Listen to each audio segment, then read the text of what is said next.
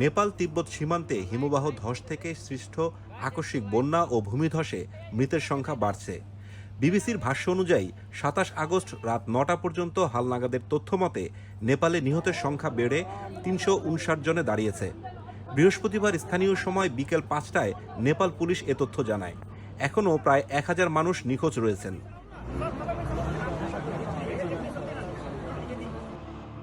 চীনের তিব্বত অংশেও হতাহতের ঘটনা ঘটেছে। দেশটির রাষ্ট্রীয় সংবাদ মাধ্যমের তথ্য অনুযায়ী সেখানে ৩ জন নিহত এবং ৫৫৮ জন নিখোঁজ রয়েছেন।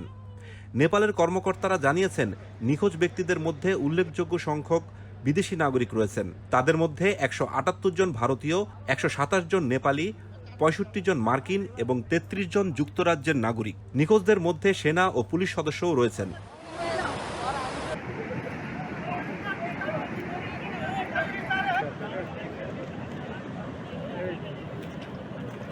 মার্কিন ভূতাত্ত্বিক জরিপ সংস্থা ইউএসজিএস জানিয়েছে, হিমবাহ ধ্বংস এবং এর সঙ্গে নেমে আসা ধ্বংসাবশেষের প্রভাব থেকেই আকস্মিক বন্যার সৃষ্টি হয়েছে। নদীগুলোতে বিপুল পরিমাণের ধ্বংসাবশেষ জমে থাকায় আরও আকস্মিক বন্যার আশঙ্কা রয়েছে বলে সতর্ক করা হয়েছে।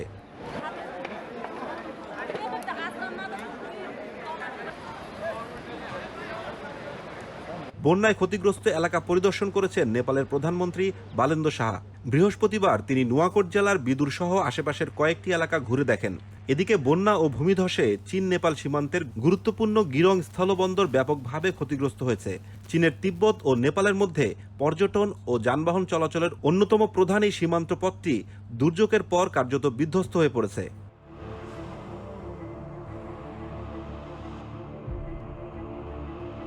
চীনের রাষ্ট্রীয় সংবাদ মাধ্যম সিনহুয়া জানায়, বৃহস্পতিবার তিব্বতের ক্ষতিগ্রস্ত এলাকা পরিদর্শন করেছেন দেশটির প্রধানমন্ত্রী লি কিয়াং। এর আগে বুধবার ক্ষতিগ্রস্ত এলাকায় সর্বাত্মক উদ্ধার ও ত্রাণ কার্যক্রম চালানোর নির্দেশ দিয়েছেন চীনের প্রেসিডেন্ট শি জিনপিং।